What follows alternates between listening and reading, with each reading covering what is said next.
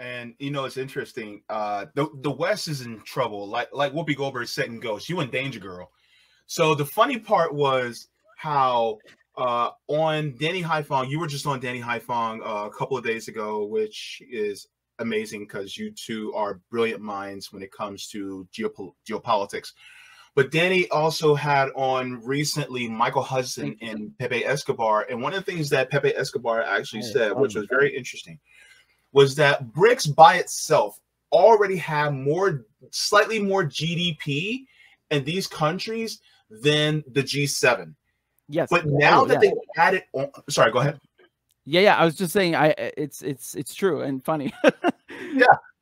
And so now, since they more than doubled, it's now their GDP combined is now surpasses the G7 and is now on board to surpass the G20, which is the global 20 top nations in the West. And no wonder why the United States, France, Germany, UK, they're shitting their pants because they're like, oh my God, what is going on? And the thing is, it's like the world is slipping through their fingers. Yeah. And they're really scared. Who's picking up the pieces? China, Brazil, Russia, South Africa. They're like, ha ha ha ha. Yeah, you lose, motherfucker. So what's going on? Yeah, no, it's really it's so funny to watch. And the funny thing is that they've never said you can't join. Like no one in BRICS said America is not allowed to join or apply. Actually, I will say one thing: they did not invite them to the South Africa summit. France wanted to be invited, and they said no.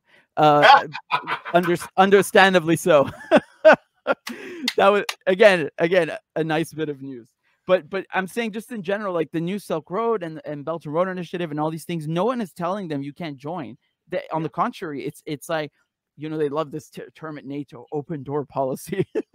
So they could join. It's just they don't want to. It's Wall Street is like, it's our way or nothing. Period. So good to see you. All right, how are you doing? My special guest for today is political commentator, all-around great guy, also friend of the Global South and Palestinian people. My guest, Richard Medhurst. Good to see you back on the channel, Mr. Richard. Thank you for having me, brother. It's really good to be back with you. Thank you for the grand overture as well. It is deserved, sir. It is deserved. And I just want to thank you so very much for being kind enough to be able to, grace me with your presence. And there's been a lot that's been happening around the world in the last couple of months, really. It's good, right? Yeah. It's the world is really transforming right before our eyes in a very, very significant way. Absolutely. In fact, I just have a few things that I would like to go over. You're going to roll your eyes at some, and I'm sorry, but we got to talk about these things that's in the news. But at the same time, I'm just like, well, these are very important, especially when it comes to geopolitics. First thing I actually want to talk about is Nazigate. That's what I'm calling it. Nazigate.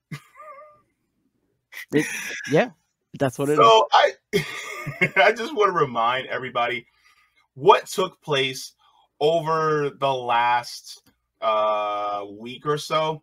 I actually talked about this on my channel as well. And I just want to give your initial thoughts about this, as well as any new news that you have came up with, or not came up with, but you have discovered regarding this, because I saw some things, especially regards to Poland in this case, and I was just like, whoa, what in the heck is going on? I actually wrote an article about this, and I'll tell you about it in a second. But I just want to share this as well. So let's see. Let's just, for the audience to refresh their memory. Zelensky's speech received at least a dozen standing ovations. There was also one for this man, a 98-year-old Ukrainian Canadian who fought for Ukrainian independence against the Russians during the Second World War. Now, hang on. What she said against the Russians in the Second World War. Hang on, let me put my face up here. Against the Russians in the Second World War. Look, something ain't right, Richard. Something's not right. Anytime. Look, here's the rule of thumb. If they were fighting against the Russians during World War II, they're Nazis. That's it. Say it again for the people in the back. Because here's the thing. A lot of people are like, well, who was the big bad in Second World War? Have you not studied history? No, this is scandalous. They're scandalous, honestly. It's like a scandal within a scandal. Really. No, they're shameless. Canada, especially, you know, as a country that was, you know, with Anzac, so basically you had Australia, you had New Zealand, you know, Canada, who were all part of the British Empire, and so fighting under one flag. And so, you know, during D-Day, for example, you had different beachheads that were attacked at the same time. Some by British, like Sword Beach, and then you had Omaha, which was attacked by the Americans, and the Canadians also took part in the invasion, and they fought later in Cayenne in France. So, you know, like I don't need to remind Trudeau what his country was doing in World War II. So it makes it's like, for any country to glorify Nazi would be disgusting, but one that lost people fighting in World War II is even more disgusting. They're insulting themselves and everybody else. You know, they're insulting themselves. That is the standard to which they've stooped. And I want to make something clear. Sure. This is not just about one you know, dinosaur Nazi from Ukraine who's in the Canadian Parliament. The problem is that the next morning they just go back to funding other Nazis in Ukraine, you know, like the disciples of Stepan Bandera and Hitler and people like this old guy, like the dinosaur. So, you know, they give them weapons, they give them training, they teach them how to make bombs. Like CNN was filming a British soldier teaching a bomb making class, like in the classroom, like where you know, it's like almost something from a movie, out of a movie. And that's the problem. Like that what's going to happen after, like, if this is not bad enough by principle, what about afterwards when all these weapons are in the black market, or simply still in the hands of you know, the Ukrainians? And even if 1%, let's say 1% of the Ukrainian armed forces, or let's say 0.5% are Nazis, you're still giving weapons to Nazis. Like, I don't really understand why this needs explanation. Yo, like, real talk. And yo, let me just share this as well, because it's like the denial is like crazy. So yeah, all right. So here's what this gentleman, Jason Cherniak, said. He said, I was in Parliament for Zelensky's speech. When a supposed war hero was introduced, I stood up and applauded. I assumed he was a partisan who fought communist occupation after World War II. Now I've learned he was a volunteer member of an SS unit. I felt sick to my stomach. But wait a minute. If you are fighting in World War II against the Russians, wouldn't that, like, bro, you're not getting off this easy. Yeah, exactly. And that's the thing. They're gonna go back the next morning to, like, they'll some of them will apologize, and the Speaker of the House resigned in Canada. But they're, you know, and Trudeau, he issues like a half apology, not, you know, or a quarter apology, and then the next day they're giving weapons to Nazis. You know, this is really, really screwed up. You can see Al Qaeda being the product of the CIA, who also gave weapons and training. And if you compare it dollar to dollar, it's actually far more that's going to Ukraine now. Okay, so the quantity of weapons, the training that is like out in the open, is far more advanced and serious and larger on scale. So to think that there won't be any blowback or splinter groups, you know, Nazi groups that go on to use that training and use those weapons is wrong, because I fear that that's what's going to happen. Yeah, I mean, this guy was literally part of the 14th Waffen Grenadier Division of the SS. Yeah, right. So by that, and it's not like he was drafted. Like you can say this about many U.S. troops who fought in World War II, that they were drafted, and so because they were drafted. The baby fell. I gotta take you to emergency. You know, because he was drafted, you can argue and say, well, he really had no choice. He was either that or jail, right? This guy literally volunteered. Of course, yes. Yeah, SS units are volunteer. You know what you're getting into. So, there's no secret. The thing is that even with the Wehrmacht, which is the combined German armed forces in World War II, so all the branches, even then, despite them also being drafted, the Wehrmacht still participated in the massacre of Poles, of Jews. They provided logistics and infrastructure for the Einsatzgruppen, so these advanced units that would go into, just literally lay waste to entire villages one after the next, in their minds, quote unquote, cleansing the German Lebensraum, the living space that they need.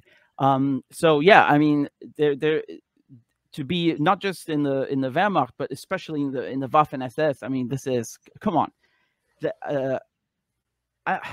I mean, that guy, I don't even understand how he shows his face in public. You would think that Nazis who escaped after World War II would just run away and hide in a corner quietly and hope no one discovers. And in Canada, they have monuments for this, for the 14th Division of the Waffen SS, like actual monuments dedicated to them. You had thousands of these Ukrainian Nazis emigrating to Canada, or should I say, running away and escaping, war crimes tribunals, running away there. And he is one of them, this Hunka that they glorified and saluted in Parliament. Well, I mean, look, and I think a lot of people are realizing this, that there is an embrace of fascism in plain sight that a lot of people this just is don't actual realize. Fascism. This is, I wanted to make the point, like in American mainstream political discourse, the word Nazis is a bit overused and diluted. Here, there's no mistake about that. This is like a Nazi in the flesh. There's no, it's unequivocal. It's extremely clear. No one is saying he's even a neo-Nazi. No, he's a Nazi. That's it. Period. Yeah. Pretty much. And if anybody wants to deny this, like, it's literally in our history. If anybody's watching, I want you to do just a 5-second Google search and search the words Operation Paperclip. Oh, yeah. Just do that. I talked about this on my channel about a week ago, right? Yeah. Look at Operation Paperclip and look at how many Nazis were brought back into the United States. And I say back because technically, if you really want to think about it, fascism actually started here. But they brought them to the United States to learn from them. Fascists were even in our space program in NASA. Of course. They're running it. Yeah, they're running NASA. So if that doesn't surprise you, like it doesn't surprise me because, I got to study that. But it's like the old adage goes, those who do not study history are doomed to repeat it. We're literally repeating history right now as we speak. Yeah. People need to wake up. Yeah. And this is why I wrote my Substack article talking about, if you're Black, you need to pay attention to this proxy war in Ukraine. Because this literally means that the United States is embracing a group of people that don't want you to exist. Yes, that's correct. Yep. That is absolutely correct. Yeah. Yeah. It's really shocking. It's really disgusting. Like it would be, I don't want to say half a problem, but I'm speaking figuratively. Like it would be half a problem if this incident in the parliament was only that, and they weren't funding Nazis in Ukraine. The problem is that they are arming them and training them, and Operation Paperclip and all these things. It's like it never ended. It's been a continuous process since World War II, and that's disgusting. That's really disgusting. And I think I'd also say there's an element of anti-Russian sentiment or racism, against Russians that's really resurfaced in Europe and in the West, because during World War II, the Soviets were our allies, but secretly people like Churchill, were already planning to attack them, because they just hated them so much. They hated Russians, they hated Bolsheviks, and he had actually already done it before in 1917. The US, the UK, we actually invaded Russia with an expeditionary force because they turned communist.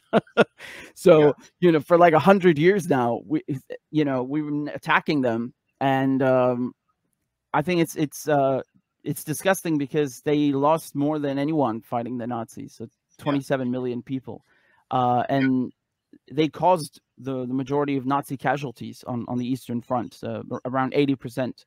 So you don't see that in the Hollywood movies, though. The Russians are never there. It's like just us, and no one else. And I think that's really, it's just wrong. It's completely wrong. So to have German tanks and Ukrainian Nazis charging at Russians once again in Ukraine. I mean, the historical connotation of that. What do you think the Russians feel when they are faced with this prospect? Not very nice, to put it mildly. They're enraged. They're enraged by this. Of course, it's like, we already did this. Now we're going to have to do it again. And, it was brought out in CBS News that it's not just munitions and military support that's going to Ukraine. The Ukrainians, especially a lot of people who embrace Nazism, are literally also getting grain. They're getting money. They're getting health care. They're getting all these things. And one of the things that a lot of people, like, I showed this, and people were like, what?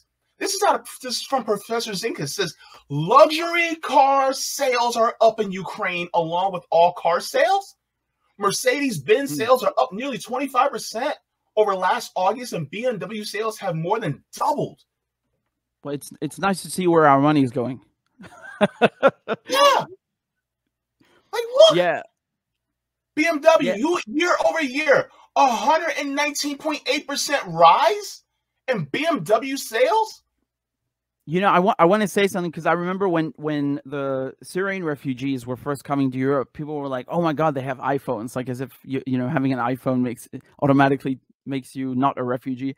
But in this case, what's happening is that the elites who in Kiev, in the capital, who are the ones getting this money, are siphoning it off, bit by bit into their own bank accounts and buying these luxury cars, while they're sending the youngins and the poor people to do the fighting. I think that's also very disgusting, because they don't tell you that in the media, and they make it seem like, oh, the Russians are having a partial mobilization and they're forcing people into the army and they're silencing anyone who protests. Yeah, well, Ukraine has a full mobilization, or shall we say it's a conscript army now. So you're drafted, that's it. In Russia, you are not every male is drafted. They drafted, a couple 100,000, might be slightly higher now, who had prior military experience. Now, I have a friend who actually dodged it because he had already been in the Russian army. So, I mean, you can't blame him for not serving. He did. He already done that. But, the point is that they don't tell you the reality that you have this elite in Ukraine that have always been openly described as corrupt in the Western media. Just like there was no problem in the Western media to talk about Nazis in Ukraine. Everyone knew about this. It wasn't taboo. But now they don't show you this. They paint a rosy picture and say, oh, like these brave volunteers. They're not volunteers. They're drafted. That's it. And I've seen videos, the drone footage of how you got people like lying in fields, and it's very graphic. It's extraordinarily graphic. They don't stand a chance. They do not stand a chance. It's and all the most seasoned Ukrainian fighters and Russian, you could say, on both sides, are already gone. They're gone because they were the first on the front lines at the start of the war. So now it's you know, it's even more tragic because you're sending like, you know, greenhorns who have no experience just to die. And meanwhile, they're buying up all these luxury items. Zelensky's wife, I heard, I'm not quite sure if this is 100% true, but Zelensky's wife was off buying jewelry in New York worth 100, no, not 100, 1 million. I mean, yeah, even before in the Panama Papers, they had implicated Zelensky. So I'm not really surprised, but, you know. Yeah. Meanwhile, you have people like Bernie Sanders arresting Ukraine war protesters at his office. Yeah. This actually happened yesterday. Just want to play this really quick. It's one of the last parts about this segment. Why are you getting arrested, Jody? Why? It says that Bernie is for diplomacy. I'm here to remind him that he knows diplomacy is the right thing. He knows peace is the right thing. We're here to tell him we need peace. He needs to call on Biden to go to the negotiating table. Don't tell us that Putin won't, because the United States isn't. Do it. Let them fail. You're failing right now. Let them fail. People are dying. This happened, I was here 21 years ago, and they didn't listen. And 6 million people are dead because of the war in Iraq. We have to listen. War kills, weapons kill. We have to stop this war. People are dying, and the people in the United States are paying for it. Does the people in the United States want a war? No, the people in the United States do not want a war, and they're paying for it. Not only are they paying for it with their tax dollars, but they're paying for it in the shredding of this literal fabric of society. When we think that weapons are the way, what happens? Then the only way that you can have a discussion, the only way that you can work on differences is with weapons and guns. That's not how it happens. Nothing is solved with weapons and guns. Nothing. Where's the leadership that models sitting down at a table and coming up with some agreements? This has to end. We have to stop the war. People were fighting. When you used to say being anti-war. What do we want? Peace. What do we want now? What do we want? Peace. I mean, Wow. what an overreaction. Land of the free. Yeah. And then on top of it, people like Bernie Sanders are like, oh, we need to send weapons to Ukraine. But No, we wasn't it Naftali Bennett, the former prime minister of Israel, that was actually trying to broker a peace deal between Zelensky and Putin? But then wasn't it Boris Johnson, former prime minister of UK, who blocked it and said, no, we don't want that? Yeah, It was that's literally correct. shown, right? Yeah, that's our prime minister, and I mean he's you could really just call him an errand boy, because he's not going there on on his own behalf, but more but rather on the behalf of the weapons industry and more people that are higher up on the food chain. So it's true that they blocked it, and you might remember that the Russians had gone into Ukraine and advanced all the way to the capital around Kiev, right? They had forces there. And everyone thought, well, there's an invasion of the capital impending. What the Russians were actually doing is they holding off while in Turkey, they were trying to negotiate a peace deal. And so the Ukrainians ended up signing a draft agreement. So it was not the final thing, but a draft. Nevertheless, the Russians took the initiative, and as part of the agreement, they withdrew from this outskirts of Kiev. And rather than report this, like these boneheads at mainstream media outlets said that, oh, look, the Russians are retreating because they're too weak to attack Kiev.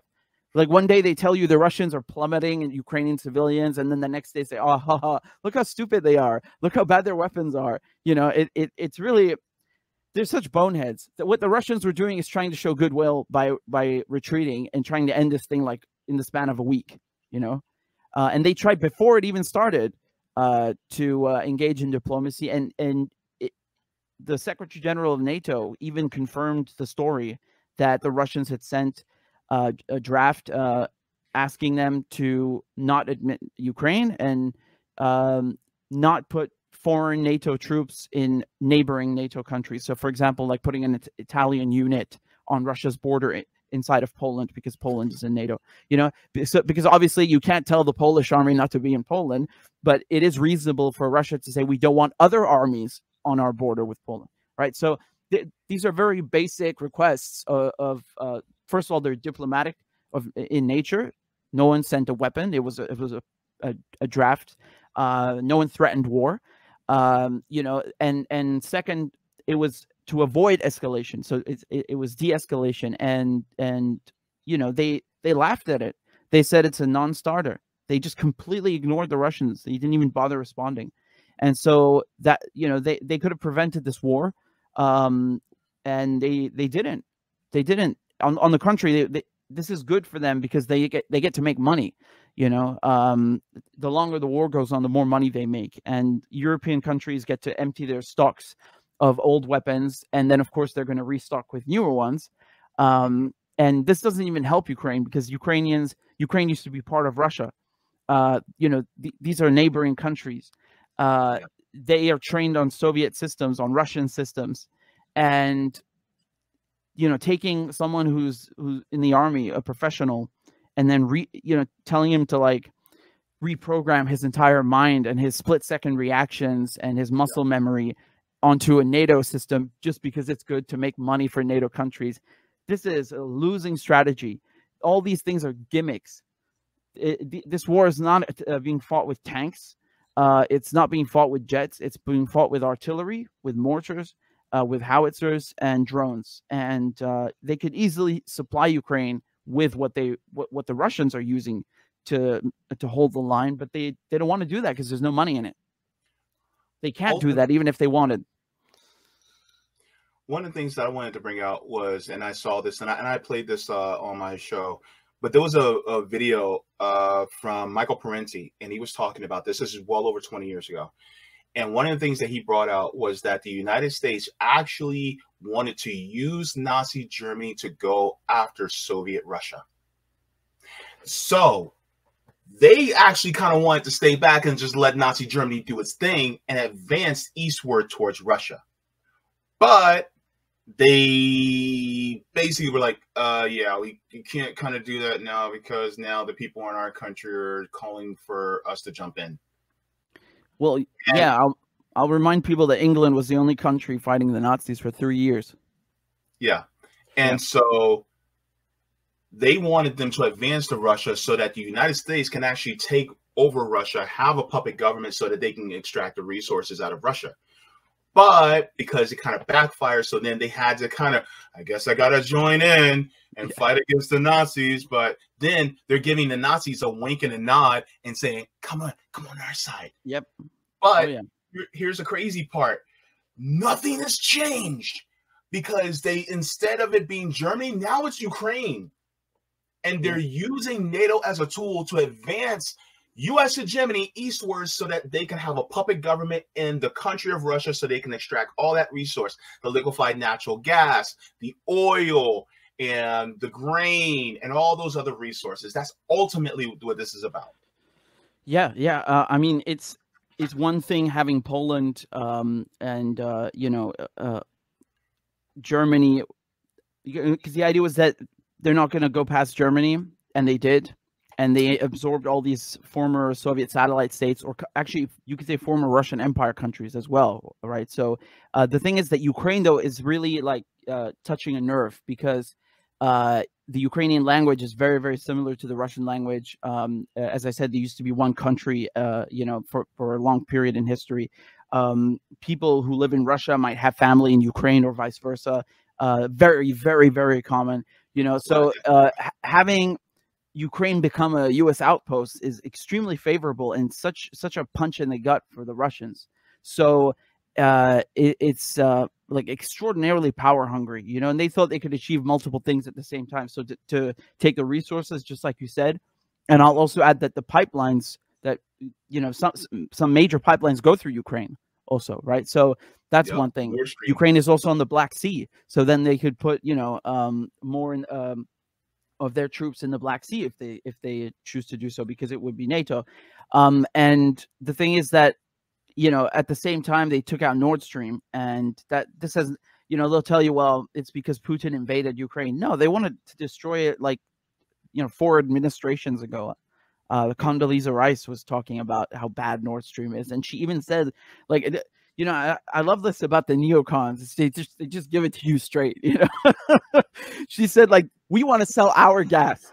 That's what she said, right? So we want to sell our liquefied natural gas, and this pipeline is not good for us.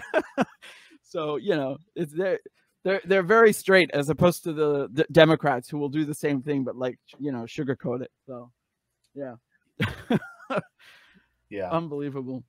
Yeah. So one of the things I also wanted to discuss was this issue that has happened in the global South. Now, can we all clap it up for Niger, Burkina Faso, and Mali, like, and Gabon? We got to clap it up for them, because they said, get out, au revoir. I was just like, I loved it. I was just like, it had to be shooketh. No, I look, I have to say something. There's a lot of negativity in the news usually, but this was good. This was good. This is very good. No, this is so good. I've been following this for a long time now, because I did my secondary education in French, so I speak it fluently, and I was especially interested in hearing how it was directly from the French and directly from the Nigerians. And one of my best friends was from Niger, so I knew all about these things growing up, about the uranium, and that's Niger is like one of the most important countries in France's neocolonialist empire, because they need it for both the nuclear weapons that France has, and also for their energy grid, because 70% of France's electricity grid runs on nuclear energy. So Niger is crucial. You can also say it this way: 1 in 3 light bulbs in France is lit from uranium that comes from Niger. So to have a coup there is a disaster, an unmitigated disaster. And this is why they refuse to leave. Unlike, it's easy to lose track, because we've had 8 coups in 3 years, and they're all in former French African colonies. So, they were kicked out of Burkina Faso, they were kicked out of Mali, and they didn't cook up such a fuss like they did in Niger. And it's also because they have military bases there, more than the Americans, actually. So the Americans have 1,100 troops. They have a base in Niamey, in the capital, and then also in Agadez, which is this huge drone base. Very, very, very big. It's the largest U.S. drone base in the world. And that's, yeah, so I'll get to I'll come back to Victoria Nuland in a second. I just want to say the French have 3 bases, and they had 1,500 troops. Okay. So I don't know. You could have a very good debate here about to whom does Niger matter the most? But I would always say it's France, because of the neo-colonial stigma, like they wanted to make sure that even though Niger got its independence in 1960, that it's not really independent. And they achieved this with what is called France-Afrique, which is basically Franco-Africa or France-Africa. And it's like a scheme that was cooked up by the French president, Charles de Gaulle, who wanted to keep supposedly linguistic ties and cultural ties with the former colonies in Africa. What it's really about is like controlling their money, right? So the money is printed in France, it's minted there. You have always one representative of the French government on the board in each one of these countries. Each one of these countries not only has to use this French currency, but deposit half of what they make in the French treasury, like just straight up mafia stuff, like just give me a cut of everything and I own the currency. And so they changed the name in some of the West African countries, but it literally changes nothing. It's just like, one of these fake, liberal schemes to look like it's decolonization when it's not. And so, there are many, many reasons why France wants to stay in West Africa. And Niger, its size, being in the Sahel and all these things, is very, very important to them. But now it's, it's goodbye. And they have to leave by the end of the year. Niger canceled all 5 agreements, military agreements that they had. And you'll notice that they did not do that with the Americans. I think what happened, and I'm speculating on this point, when Victoria Nuland went there, and they gave her a huge slap in the face, by the way, they wouldn't even meet with her, which in diplomacy means go to hell. So she got in there somehow, despite the airspace being closed. And she's just been promoted to number 2 in the State Department, of course, after what she did in Ukraine with the coup. So she goes to meet with them, and they don't let her meet with Bazoum, who's the deposed president, and neither with Bazoum nor with the head of the presidential guard. And she has to meet with 3 colonels, I think, something like that. And what I think happened, so on this specific point, I'm speculating. I think she said that the United States will not object to the French being kicked out as long as they can stay in there, and they will leave the base in Niamey and only use the base in Agadez because they spent so much money on it. So I think that's what happened. The United States done threw the French under the bus. They said, "Oh, of course." Well, all right, deuces, France. We staying in. Yes. And if you don't think they would do that, you just look at the submarine deal with Australia, like with AUKUS. You know, France had like this lucrative, unbelievable deal. They called it deal of the century. Like, you know, Trump cooked up the term or something. And because it was so much money for some crappy diesel-powered submarines. And Australia, without telling the French, canceled the deal and then made a deal with England and the United States for nuclear-powered submarines, right? So this is to screw with China later on. And they didn't tell the French, and the French were so angry, they recalled the French ambassador in the United States and in Australia, which is like, it's what you would do. So if you had a scale of escalation, this is the second last thing before you would close the embassy. So it's very, very, very serious. And they were so angry. And yeah, the United States threw the French under the bus, and they did it again. That's what I think happened. They really deserve it in this case in Niger. They really deserve it, even though I'm not happy with the Americans staying, but it's funny. It's really funny. Yeah. The United States is definitely a fair weather friend. Gosh, it's hilarious.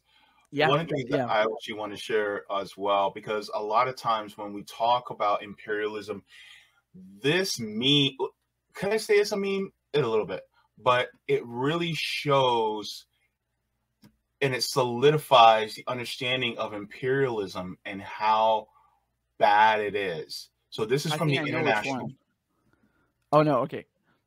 And so this says the country of France has 0 gold mines, but over 2,400 gold reserves. Mali has over 860 gold mines, but no gold reserves.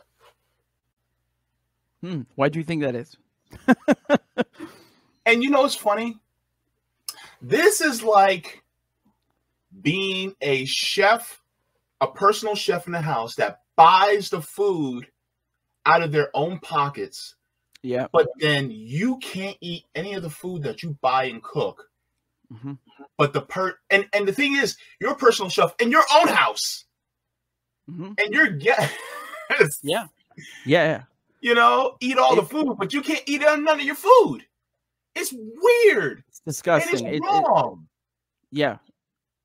It's a scandal within a scandal. I mean, truly, like the way that whoever thinks that you had decolonization in 1945 is a fool. Like what we just saw in Niger, that's decolonization. That's actual, you know, that's a country that's been colonized actually kicking out the colonizer, you know. But I will hold off celebrating like truly until the French uranium mining companies are gone as well. That's going to be the final nail in the coffin. No, but this is pretty sweet too. One of my questions, though, to you, and I've actually had this discussion with people like Margaret Kimberly from Black Agenda Report, and she said, while this is positive, she doesn't like the idea of coups in general because she doesn't feel that the military should be taking control like this. But at the same time, she is happy that France is being kicked out. What is your thoughts on that process? Yeah, no, I completely understand her reasoning because it is an unstable factor. You know, one, one example where this is bad, it was what just happened in Pakistan, because Pakistan is a country where the military have always had, you know, a huge role to play in who runs the country. They don't always show their hand, you know. It's things that happen in the background that you don't see, things that happen and occur behind the scenes. But you know, they always have a say in who runs the country. So if you need to curry favor with them, you need to win them over in order to have a successful premiership. And by the way, not one prime minister in Pakistan has ever served a full term. It's like, you know, for one reason or another, they either get removed, they get assassinated. You know, it's a shame. I love Pakistan, you know. And what's even sadder is Imran Khan, who is the most popular politician in Pakistan by a mile, you know. And actually, the United States played a role in ousting him because they didn't like him being in Moscow. It's funny though, he had literally no idea that this was going to happen, a war in Ukraine. And he, you know, these visits are planned like months, or if not sometimes rarely years in advance. You know, these are politicians. They have busy schedules. They need to plan these things like well in advance. So it's like, it's not his fault that he was there. But regardless, he didn't put sanctions on Russia. He didn't vote the right way at the UN against Russia, you know, and he was buying wheat and gas from Russia. So he had to go. And the military, you know, they play a very big role there. Egypt is another country like this. And, you know, speaking of Arabic countries, just a bit more generally, if you look at Syria after French colonialism, it was very, very unstable country, you know, like to the point that you would have a coup, then another coup, and then another coup. And like there are two guys who were only president for like 24 hours. Then before there was another coup. Like that's how unstable it was. And so what brought stability is Assad's father, and he was an officer. So a military coup. Gaddafi, same thing, you know, led a young officer in the army. He led a coup, brought stability to Libya, developed it into a, you know, flourishing country, beautiful country. And Abdel Nasser as well, you know, a military man. So, you know, sometimes it can be a good thing for a country to just kind of make it stable so that there is no more political turmoil. But I understand at the same time that if you let the army play too much of a role, this does not become, you know, a functioning or a healthy form of government. They are there to defend the country, right? So that should be their primary focus, and not getting too involved in internal politics, because then, like I said, it becomes too unstable. In this case, though, the only people who could have done something like this and saved, you know, Niger or Mali or Burkina Faso from the French had to be guys in the military, because they had access to the president. Remember, these are not just any units; these are the presidential guard. Okay, yeah. So, and Gabon, the same thing. So they have access to the president, and they're not being evil or something. They didn't, you know, like execute him or something. They just put him under house arrest in his palace. Bazoum was allowed to speak to Macron, the French president, every single day. You know, and they allowed the doctors to visit him and all these things. And they did that on purpose because they didn't want to appear like they're nuts. You know, they're genuinely just patriots. They want their country back, and they want to kick out the French. So yeah, I understand. I definitely understand Margaret's point, and it's something that needs to be considered, especially when you have in Sudan, for example. This was a situation for years now that was very unstable, because they got rid of Bashir, who was the president, and instead of him, now you had two sides fighting. You had Burhan, who's the head of the army, and then Dagalo or Hemeti. Now Dagalo is it's kind of like, you can think of it a bit like Prigozhin in Russia, right? So he's not in the army 100%, but he's still with the army, right? So Dagalo, what happened is that he headed a unit called the Rapid Strike Forces, and this unit was created by the former president, who was ousted. So while it wasn't 100% integrated into the army, it became, and especially Dagalo became so rich and powerful because he's a rich businessman, just like Prigozhin, that now there was a rivalry, despite the fact that these guys have to be working together became a rivalry between the army and the rapid strike forces. And now you can see in Sudan, they're fighting it out. And there was supposed to be a transition and elections years ago, but it just didn't work out. So yeah, you know, I think with Sudan, though, it's a different situation because, you know, by coincidence, maybe just after the Russians had sorted out a deal for a base on the Red Sea, suddenly there, you know, the condition was that there has to be the formation of a civilian government and, you know, calm until they can build it. But both sides agreed, and then suddenly they're fighting. I don't know. Maybe it's just coincidence, maybe not. But yeah, I understand Margaret's point, but I can't help being happy to see, you know, the French being kicked out. Yeah, absolutely. And one of the things that I wanted to change gears just a little bit as well is get your thoughts on if you can give us from like a 30,000 foot view of why is there a celebration regarding Bashar al-Assad of Syria. He recently made a visit to China. If you can give my audience just a little bit of a more of an overview of why this is seen as a positive, especially among a lot of anti-imperialist voices. Well, look, China is, you know, an economic beast. It's going to overtake the United States, whether they like it or not. And, you know, China is a good friend to have, especially if you're a country like Syria that's been destroyed by the United States, by Qatar, by Saudi Arabia, by Turkey, by Israel. You know, Israel is just like bombing it, you know, week in, week out, whenever they like, and bombing key infrastructure like the Latakia port. You know, that's what Israel did. And then they say, oh, there are weapons there. So what? You got weapons going to Ukraine. Does Russia bomb the international airport in Kiev?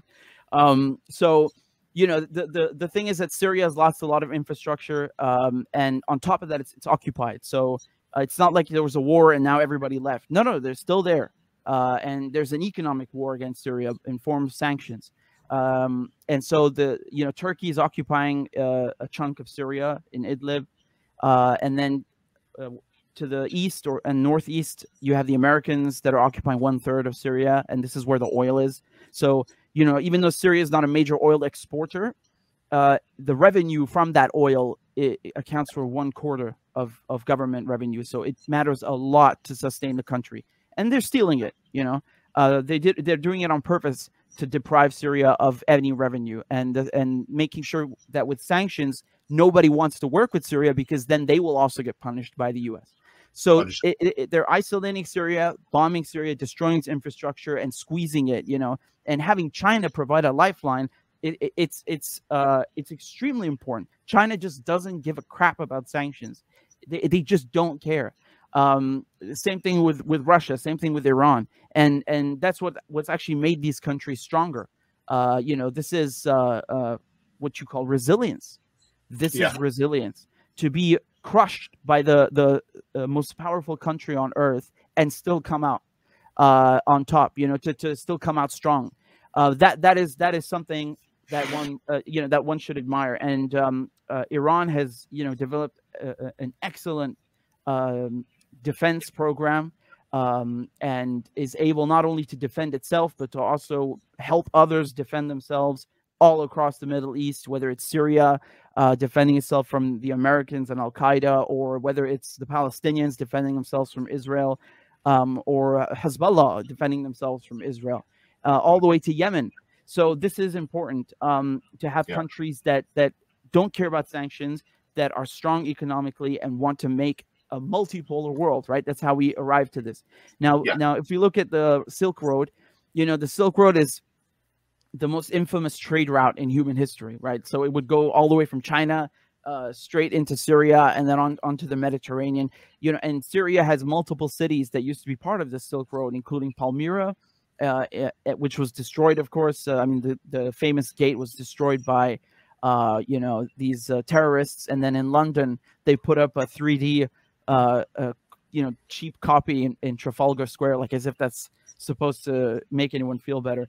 And so Palmyra was part of the Silk Road, and Aleppo as well. So to have these countries, you know, these cities not only resume their role in this new Silk Road, but also to benefit from that and able to be able to rebuild is very important. China also wants access to the Mediterranean Sea. This is also something to consider. They need it, and you need Syria for that. I'll also just add that Iraq and Iran signed a railway deal, so that's also important to have trade running through those countries, right? So into Iran, into Iraq, into Syria, into the Mediterranean. So you want to have all this access available, not just for China, of course, but for everybody who's going to be involved in this, this mutual growth. It's not just about having China grow. Everybody benefits from this. Everybody benefits from the Belt and Road Initiative. That's why over 150 countries, most countries on this planet, have signed on to it, because they're not stupid. They know it's good for them. The only ones that haven't are Western countries. Italy's the only one that signed on, and then they're the only ones who left, and that's because the U.S. Squeezed them to, made them remember who's the master here, right? And I mean, that's preposterous, because Italy's also on the Mediterranean and mainland Europe, and not to be part of this is just, you're shooting yourself in the foot just to please Washington. It's pathetic watching Europe be like this. And what happened with the Nord Stream 2 and 1 being blown up by the U.S., which is a declaration of war, and no reaction from the Europeans. I mean, it's like, so they are such subservient bastards, because they not only lack self-respect, they also lack respect for their own people and for Europe as a whole, because everybody's going to suffer because of this, just to please Washington. So, the rest of the world is looking at this economic system and model in the West and saying goodbye. We're not interested. And Bashar al-Assad gets such a reception in China because they're not brainwashed by BBC and CNN propaganda, and they know that this guy is he loves his country, and even despite the whole world saying, "Oh, Assad has to go, Assad has to go," no, they're the ones who left, and he stayed on.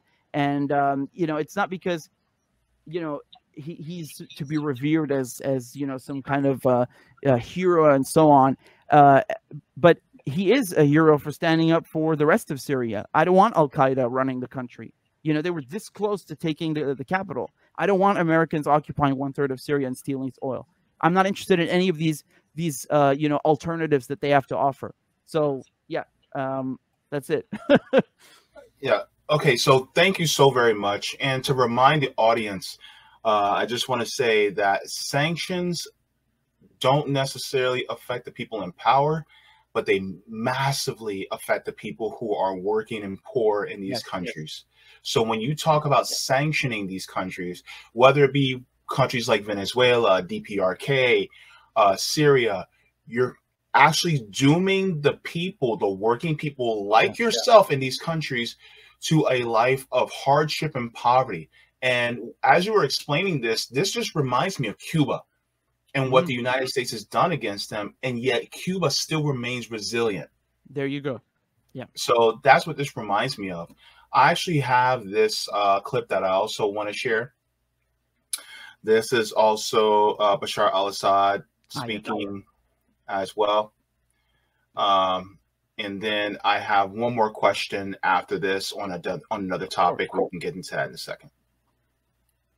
اليوم دولة عظمى تلعب دور هام جدا على مستوى العالم، ومع ذلك هي عندما تتحدث عن الشراكة فهي تتحدث عن مبدأ جديد، لا تتحدث عن الهيمنة. ما ينقصنا نحن كدول في مختلف دول العالم، ليس فقط في سوريا، ولكن خاصة الدول الأصغر تحتاج لهذه الشراكة وتحتاج لهذا الدور، والصين تقوم بهذا الدور، لأن الصين وقفت مع سوريا سياسيا من خلال دورها في مجلس الأمن وفي عدد من المحافل الدولية، بالإضافة للمواقف السياسية الواضحة البعيدة عن المجاملات. هذا الجانب السياسي هو أساسا متطور، ولكن من الطبيعي أن يكون هناك حوار أوسع في هذه الظروف التي يمر بها العالم. هناك الجانب الاقتصادي، جانب التنمية. بالنسبة لنا في سوريا يعنينا كثيرا، لأن سوريا الآن معرضة لحصار اقتصادي سيء وقاسي وخطير من الغرب يهدف لتجويع الشعب السوري. So talking about how the West actually really wants to starve the Syrian people. I think that's an important point. People need to recognize. It's you know, he mentioned the UN Security Council. I think it's where China, of course, has a permanent seat and veto power. I think it's 8 times that China blocked anti-Syrian resolutions, whether it was like, you know, the Americans trying to get a strike on Syria or put sanctions on Syria. And again, you know, I'm glad you said this about sanctions, because it is that simple to state. It's siege warfare. You know, it's basically it only hurts the majority of the people in that country. It doesn't affect the people in power. You know, I remember, I think by the way, I think they even sanctioned his teenage son, who like probably doesn't even have a bank account. Like, I don't know what that's for, but you know, it's not only ineffective, but it's petty and it's just a bullying tactic. You know, Cuba has been under blockade for 60 years. And what do? They you know, they develop their own vaccine, and then the United States prevents them from getting syringes to distribute the vaccine. Like, how evil is that? You know, and then I'm pretty sure most people in the United States would be horrified if they actually knew this and would be against that. But the people in Washington do as they please. And you know, Syria was a wheat exporter. Syria had plenty of cotton, of wheat, and now people have to queue up to buy rationed bread, because there's not enough bread to go around. There's not enough gas or fuel. You know, I talked to my cousins. They told me, like, sometimes you have to wait 2 days in line just to fill up your car. I mean, you know, I'm not sure how that punishes Bashar al-Assad, but yeah, keep believing that. Keep drinking that CNN Kool-Aid, you know. Damn. Yeah. Wow. Thank you for giving us that perspective as well, because that's really important. It gives the human aspect. One of my final questions that I wanted to ask you was about BRICS. Dude, BRICS said this wasn't even my final form. they said, okay, you guys think we're bad with 5 countries? Now we're gonna more than double it. Now we're adding 6 countries to us. Bam. What is your initial thoughts about BRICS expanding to 11 countries now? Man, I gotta say, like, this year, the 2 positive moments in the news were the Niger coup and this and BRICS. And I was actually very upset because I was accredited to cover it, and I was like literally ready to go to South Africa, and it didn't work out with the flights. So I ended up staying, and I covered it. So they let me cover it online.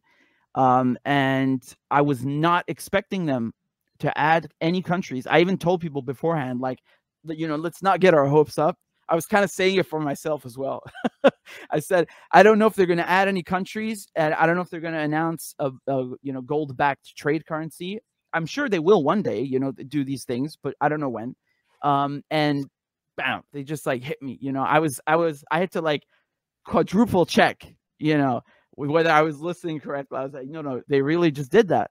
Oh my God. So yeah, they did. And you know, I was so happy they picked these countries, because a lot of them are in the Middle East, but also it's perfectly logical. It makes sense why they picked them, because, you know, Ethiopia, access to the Red Sea, you know, Egypt, most populous country in the Arab world, and access to the Mediterranean and the Suez Canal, right? And then they picked Iran, which is the #2 country with the largest so yeah, it has the 2nd largest proven reserves of natural gas after Russia. And Iran, of course, has like tens of millions of barrels of oil just sitting in storage, waiting to be unleashed as soon as these stupid U.S. sanctions are lifted, and the U.S. gets back into the deal that it orchestrated. So the nuclear deal, right? So then they picked Saudi Arabia, which also tons of oil, you know, big player in OPEC and OPEC Plus, and in the Arab world. And then, of course, the UAE, which is also another big player in kind of, just so you understand, like the UAE is not really a country because most of these kingdoms were created by Britain anyway. But the population, 80% of the population are foreigners. It's just a place where people work. It's just a place where also people come to shop. But it's really an economic hub in the Middle East, and they have opened up in many ways. They were one of the first countries to kind of renormalize ties with Syria, which was good. But then they also normalized ties with Israel. That's very disappointing. In any case, having these countries is very good. And in South America, in Latin America, Brazil, the largest country, the economic powerhouse, then bringing Argentina into the fold, which is number 2. So this really makes sense, all of it. And it was very smart how they did it. And, I think that I was talking about how Netanyahu was announcing this stupid plan of his that he wants to have an economic corridor that goes from the UAE, from UAE, Saudi Arabia, Jordan, Israel, and then onwards to Europe. What he was really doing is just like,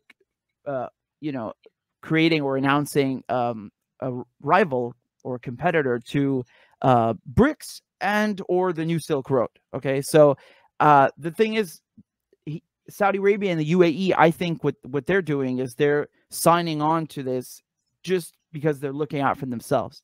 Whether it's the West that prevails in the end somehow, I don't know how, but with this corridor, and they actually managed to get it working, which I doubt, then they will win because they signed on to it and they're part of it. And if BRICS ends up becoming, or BRICS Plus now ends up becoming the top dog, and the multipolar world manifests itself, then they will also win. So for them, they're just looking out for their own interests. But regardless, the fact that BRICS more than doubled its membership is extraordinary, and people in the West are paying attention. They have no choice. That's why 40 plus countries tried to join BRICS.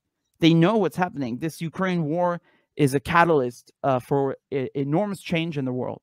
The coups in Niger and Gabon, I have no doubt in my mind, they occurred not just because of the anti-French sentiment and or anti-colonial sentiment, and what happened in the last 3 years, but also because they're looking at this multipolar world being forged right in front of them and saying, we want to also have change and be part of this. And the rest of the world are looking at what's happening in the West, where these sanctions against Russia are so outrageous. It's not just like, oh, they're going to stop the Russians from selling oil, which didn't work, and they made even more money, by the way. But they stole $300 billion from Russia. How do you steal $300 billion from a country and get away with that? No one wants to have anything to do with the dollar or the Western financial system, where at a moment's notice, the United States and Europe will just seize all of your assets. It's not even your assets. It's the goddamn country's money. Yeah, this is outrageous. Nothing like this has ever happened. So, that was a warning. Well, it was more than a warning shot. It was really just a straight up threat to the rest of the world that you could be next. And that's why so many countries want to join BRICS at this moment in time. It's not a coincidence. Yeah. And it's interesting. The West is in trouble. Like Whoopi Goldberg said in Ghost, you in danger, girl. So the funny part was how on Danny Haiphong, you were just on Danny Haiphong a couple of days ago, which is amazing because you two are brilliant minds when it comes to geopolitics. But Danny also had on recently Michael Hudson and Pepe Escobar. And one of the things that Pepe Escobar actually said, which was very interesting, was that BRICS by itself already have slightly more GDP in these countries than the G7. Yes. But now that they've added on, sorry, go ahead. Yeah. I was just saying, it's true and funny. Yeah. And so now, since they more than doubled, it's now their GDP combined is now surpasses the G7 and is now on board to surpass the G20, which is the global 20 top nations in the West. And no wonder why the United States, France, Germany, UK, they're shitting their pants because they're like, Yeah. oh my God, what is going on? And the thing is, it's like the world is slipping through their fingers.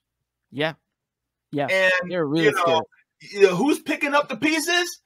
China, Brazil, Russia, South Africa. They're like, ha, ha, ha, ha.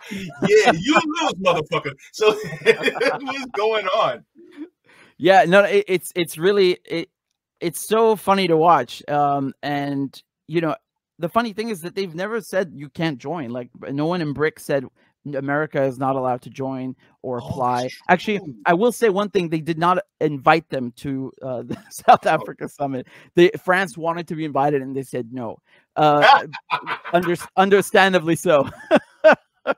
That was again a nice bit of news.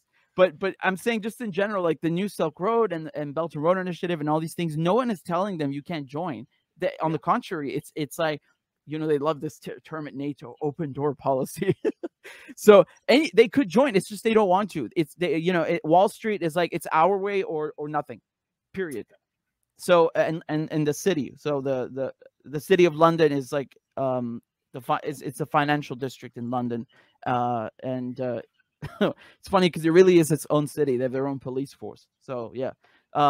In any case, these power centers, they are against this. They will do whatever it takes to sabotage this. So my fear is that Saudi Arabia and the UAE and India would be the weakest links in this new BRICS Plus. India, they were trying to like beat Modi over the head with this assassination of Singh Niger in Canada, which I mean, obviously that's criminal and it's horrific. I don't know 100% who did it, but I feel like the reason that they're cooking up such a stink about it is because they don't like how India is positioning itself, in BRICS, and they don't want it growing too close to these other countries, and more importantly, they want to use India against China. This is the real point of their strategy.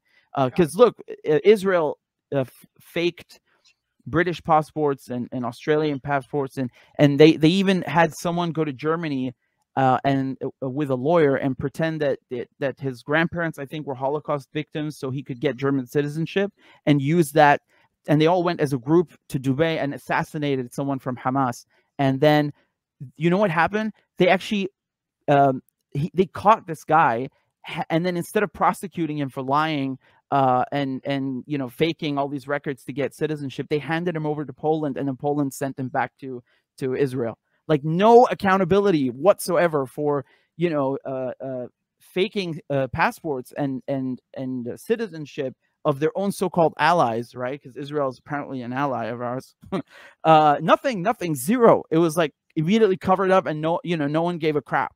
So I'm just using that as an example because it was far more egregious and no one cared in the West. And I feel like, they're using this against Modi. But at the same time, it's important to note that in India, like on the border between India and Pakistan, a border that Britain created, in the Punjab region, you have the Golden Temple, which was attacked, in the 1980s, and then because of that, Indira Gandhi's Sikh bodyguards, two of them assassinated her a few months later. So there is this guy in Canada who was assassinated. He advocates for an independent nation in this Punjab region called Khalistan. So I'm just trying to say that in India, the wounds from that episode and turmoil are still fresh, and it's a very touchy subject. And so I wouldn't be surprised if they actually sent some people to assassinate him in Canada. I just don't know if it's true, because as I was saying, this is a good thing for the West to use against India. It could have been the CIA. Who the hell knows? In any case, it's a sad thing that this guy was killed, and it's criminal. But one should be aware of the geopolitical realm and how they're playing this in that arena. So I hope Saudi Arabia and the UAE also don't end up being weak links inside of BRICS. I'm not saying that they're nefarious or they have some bad intentions, I think BRICS is more, has more prospects to offer. That's why so many countries, they're dying just to join it. It is the exclusive club, as you said. It's surpassed the G7 and G20 in terms of world GDP. They are the top dog, and this isn't even their final form yet. So Saudi Arabia and the UAE have every incentive to make that work. There you go. Wow. Yeah. So I just want to keep an eye on phase 2, because we just hit phase 1. Phase 2 of BRICS is going to be coming. Yeah, and I foresee a lot of African countries being part of phase 2, which is going to be damaging for the West. So I'm going to keep my eyes peeled. Yeah. All right. So thank you so very much for coming on, giving us this overview and perspective. I definitely value your opinion, and thank you so very much. Where can they find you as well? So my work is mostly on youtube.com/Richard Medhurst. And you can follow me on Twitter. My handle is @Richie. So RICHIMEDHURST. And also patreon.com/Richard Medhurst. So that's where you can find me. And thank you so much, brother. I appreciate you bringing me on. I always have fun with you, and we always have a great discussion. So, the pleasure was all mine. Thank you so much. And you have yourself a wonderful evening. I know it's later there. Thank you very much. No, thank you. It's not too late. It's not too late. And besides, I'm always up on the American schedule. So, don't worry. Yeah. Thoughts and prayers for us. Yes. All right, man.